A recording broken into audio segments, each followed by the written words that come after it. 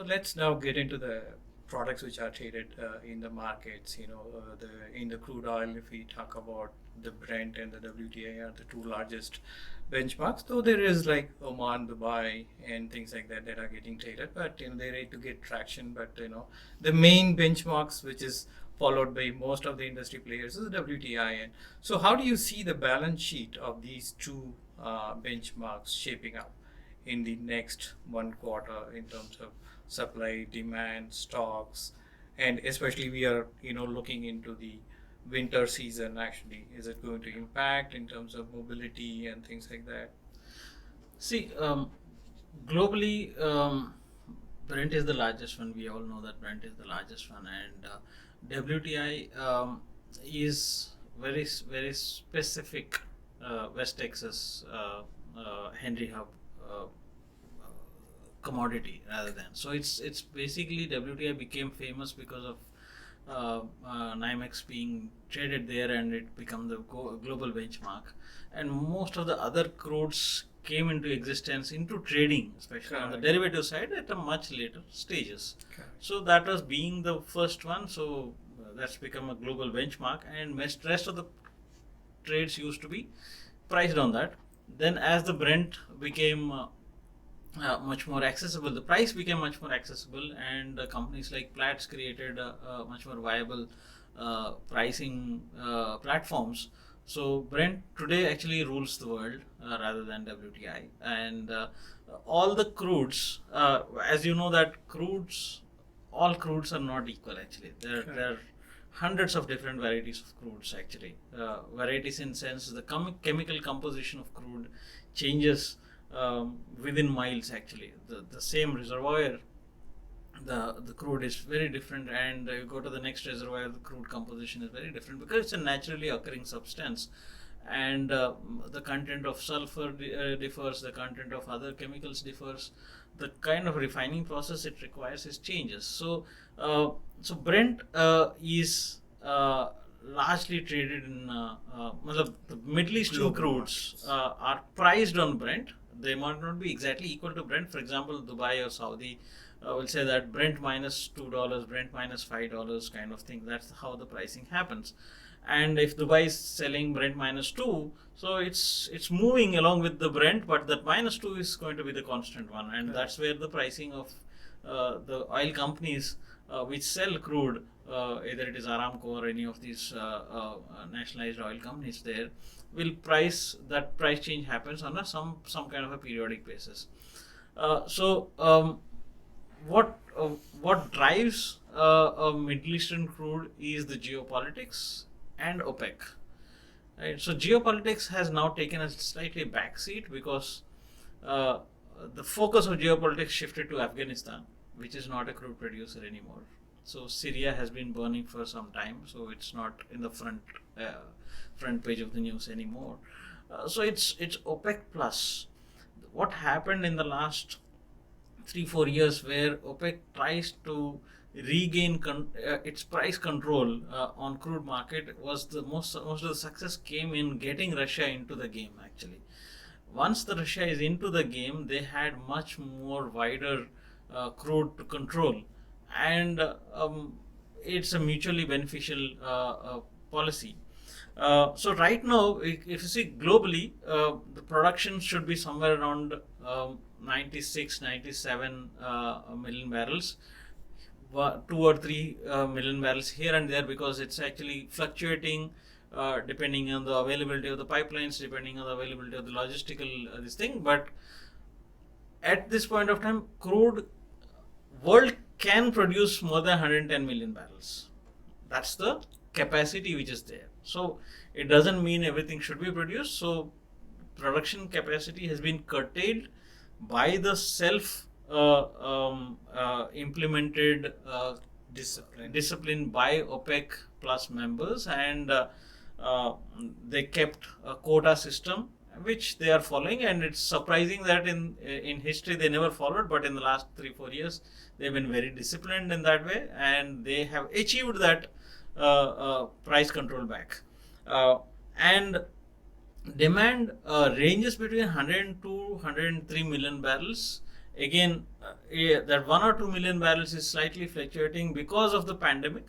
Otherwise, it's more consistent because the pandemic imposed regulations. Sometimes the travels are cut. Sometimes it's typically one of the largest consumer is industrial and aviation. So these are going to be volatile, or let's say the delta components of that. Um Second is the shipping. Is actually facing a kind of a very different kind of a crisis there. Actually, there is a significant blockages in ports. There's a shortage in containers. Things are not moving there.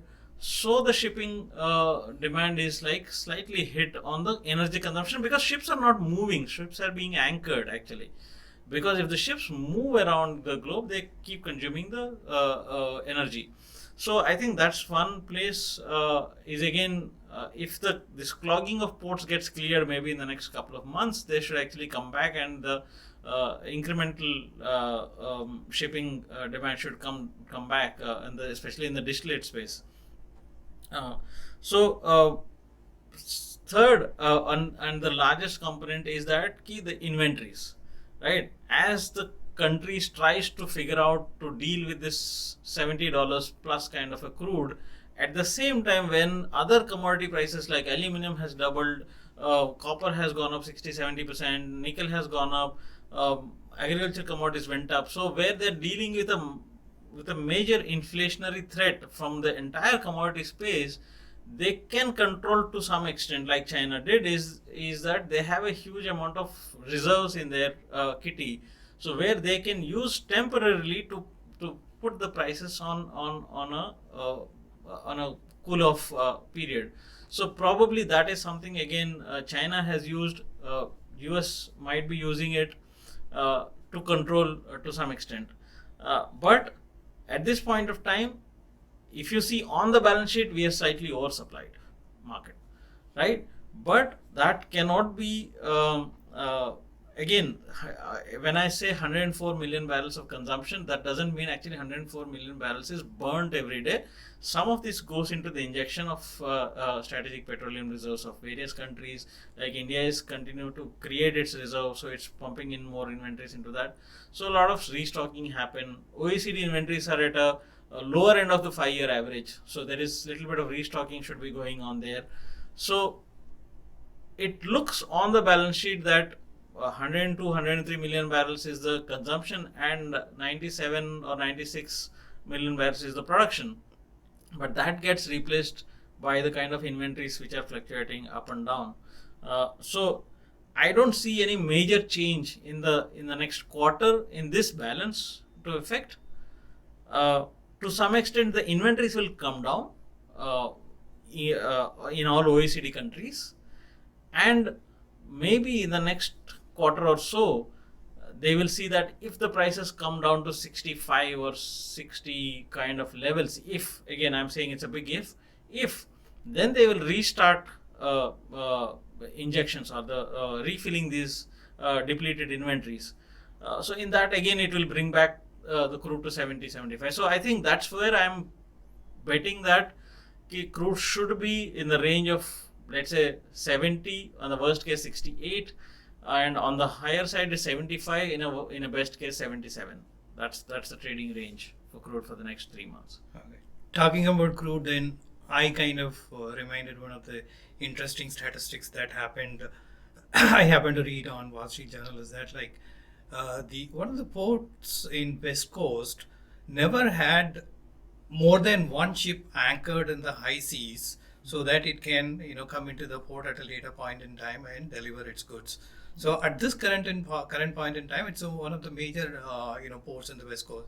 So they're saying 40 ships are anchored on this high seas, saying that like because they don't have capacities to offload whatever that they are bringing in actually. Yeah. So there's a sudden spurt in the demand which actually imbalance the equilibrium, and people are just running helter skelter how to cover themselves up and things like that.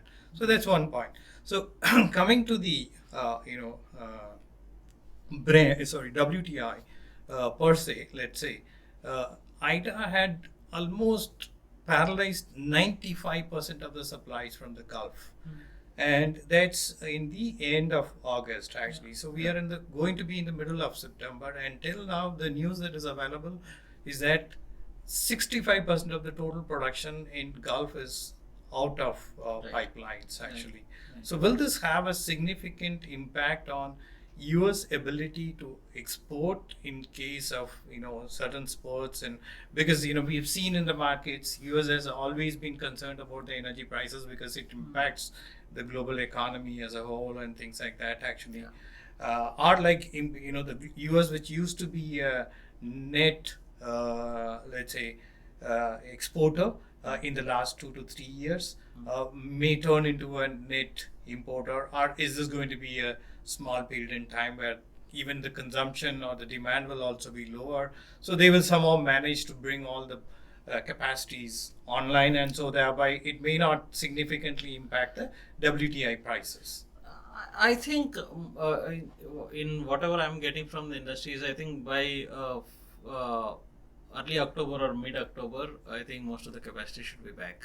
Okay. And because the people have actually pegged their periodic maintenance also with the hurricane shutdowns, and they actually wanted to cover it up now itself. So I think that actually will save us that whatever the future periodic maintenance is supposed to happen, which is going on right now.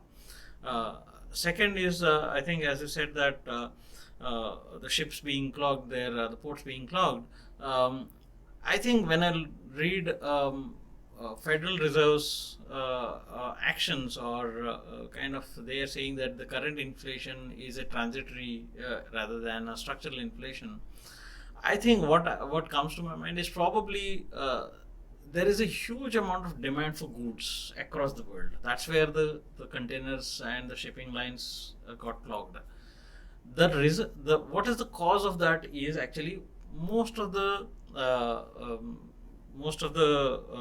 what you can say industry, or most of the countries have actually depleted their stocks, inventories of goods during the pandemic, where the actual movement of goods didn't happen for a few months, where initially when the lockdowns were very strict, even the ships were being quarantined and all.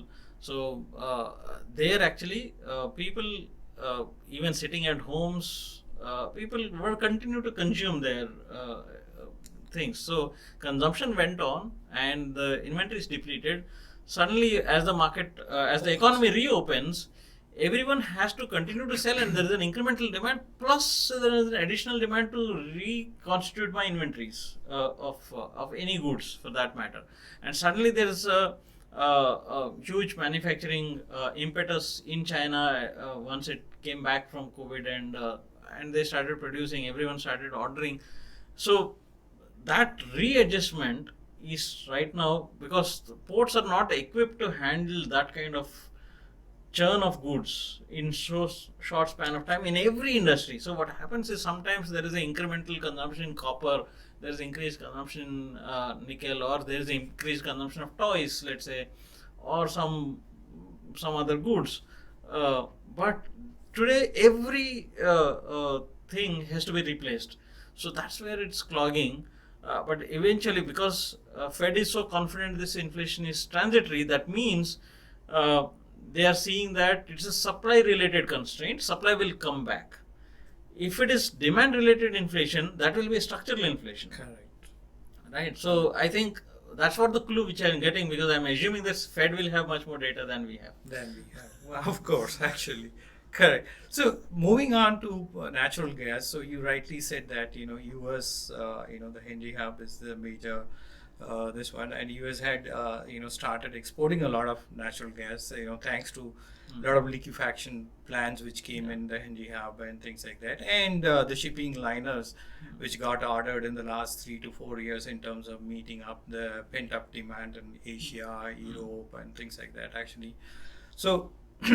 US is becoming, on the one hand, a larger supplier of natural gas, be it Europe or Asia. Though there are suppliers, from Middle East and also Australia, they are there. But compared with what U.S. supplies, they are very minimal, and so to that extent, Henry Hub is becoming a benchmark for the entire gas markets as well, actually. And the current developments is that so next quarter we are going to enter into the winter, right? So, and you rightly indicated that the injections are, the stocks are getting depleted on the natural gas side and things like that. And currently, the gas is at around $6.5, and things like that. So, where do you see in the next quarter it is likely to be in terms of the Henry Hub balance, especially the U.S. hubs, and also you may want to intersperse with Hurricane Ida, depleting some of the capacities, even natural gas, and also the rig counts, is like almost half of what it was in the pre-pandemic time, actually, despite the prices being higher. Right. So, of course, the supply side has been really troublesome right now. Actually, though we are at right now, let's say 96 billion cubic feet production capacity, and and the consumption is much higher. Second, there is a global impetus on green fuel and lower pollution, lower emitting fuels. So, especially natural gas has caught up in this sudden spurt of demand, and entire Europe, most of the Europe is connected through pipelines from Russia and adjoining states for their gas supplies. So that has been the capacity of the pipelines has not been increased over the last maybe a century or so, actually. So they are not able to satisfy the current demand, and so they are dependent on imports also, and Asia is also dependent on imports. Again, everyone wants natural gas now, not only in automobile fuel, it's also the power production that's been the biggest consumer of natural gas. So I think in the next quarter or so, the supply is going to restore a little bit. Maybe we will be coming back to 98 BCF or odd levels, but we're still at around 101, 102 BCF of consumption. So still we will not be able to replenish inventories. So I'm looking at next quarter, or maybe it might take another a month or so, probably another 3 to 4 months. I'm looking at anywhere close to around $7.5 to $8 upside, which will take Indian prices maybe even beyond 500 levels, 550, 560 kind of levels. So I think we are, because what happens is when this kind of rally happens, people start to see this as that it has risen so much, how much it will go. So let us sell it from here. Okay. It will not. So this is the typical investor mentality. It has risen so much. So how much space it has? Now it has so much space to go down. No, fundamentally, this commodity is set for a ride of its lifetime. Actually, we have seen this. Most of our careers went through but saying natural gas between $1.50 to $2.50 actually for 2 decades now. Correct. And nobody bothered about natural gas. It used to move. It's a volatile commodity. It moves. It's seasonal commodity. It gives you that huge advantage of moving by 4, 5, 6% in a day also. Correct. But it was stuck in that range. Correct. And it used to move in that range only. Today, it has a secular structural bull run which has happened in a very short span of time, and it caught many by surprise. So my advice is, don't look to go short on natural gas. Look for dips to buy. Look, there is a structural trend. Demand is higher, genuine demand, and supply is at a constraint. So supply will revive. I'm saying definitely supply will revive, but it will take some time for the supply to catch up. And when the supply catches up, we still have inventories to refill. So it will take a while, at least 6 months, for this to turn around.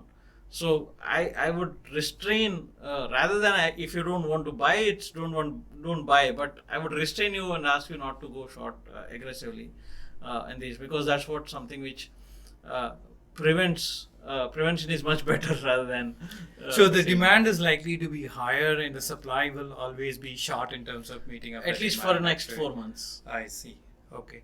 And then coming back to the financial market. So end of the day, okay, there is a physical demand and a physical supply which impacts the prices of these commodities. Fine. I mean, but we have created another layer over them, saying that let's discover these prices in the financial market. So they come into play, and so we have the Henry Hub, benchmark. We have the WTI benchmark, the Brent benchmarks, and things like that. Actually, so having said that, uh, currently what I'm looking at is a lot of hedge funds are pumping in money because they've seen the stocks are at historical highs in terms of their PEs or market capitalization or whatever it is actually. So commodities are something not structurally struck at one place, which they don't understand it, but they look at like the prices are going up, as similarly what you are saying, the prices are going up, so that's my best bet in terms of reaping the best returns out of my return, the investment that I make in the markets actually. So that's something which is happening. So where you see this is likely to be turning around those, sentiments which is there in the markets, keeping the cycle as prolonged as possible, because there is, financial flow also which is starting to dictate the prices and things like that. See, in commodities, it's natural to believe that liquidity is driving prices, yes. But it's not the financial markets per se, actually. If you see the amount of commodities traded on the financial markets versus the commodities which are actual is quite different, right? The volumes are quite different. But always the prices get discovered from the physical side of the market. Okay. So until unless there is a genuine underlying fundamentals, even just money cannot drive the commodities. Okay. But in an indirect way, it does. How it does is, okay, today if I am a factory, I let's say I manufacture uh, cables, right? I use copper for my manufacturing, and so I can store normally as my raw material minimum dead storage and all. So I store, let's say, 1 week worth of my raw material in my factory, so that my operations are smooth. Uh, and in most of the industries or most of the businesses, working capital is the costliest component, the short term finance, right? So today, because the interest rates are so low and there is abundant amount of liquidity, there is money available for you. So you might decide, rather than storing a week worth of commodity, I might store 3 weeks worth of commodity, because today I can afford, with the same cost of my capital, I can do 3 times the storage. So that actually creates incremental inventories, because that's what the money is creating. Okay. So that creates demand. So you keep placing order for copper. That doesn't necessarily mean the copper is getting consumed. It is getting stored, whether it is by industrialists or whether it is by the financial investors who are pumping in. So this commodities will get financed in an indirect way through the markets, right? Through hedging, through arbitrage, rolling overs. So the cost of owning that commodity will be almost negligible. So the amount of inventories goes up when the interest rates are low, right? So that creates an artificial demand suddenly, and that goes up. So yes, liquidity and low interest rates drive commodity markets, but in a different way. And then financial markets actually fund this. Correct. Through the market system. So the physical markets will continue to reflect what is there in the financial market. Yes. So it will continue to. Yes. Thanks a lot. Thank you for your time. So we hope to have you soon in the next quarter for review of another sector. Definitely. Thanks a lot. Definitely, it's my pleasure. Thank you. Thank you.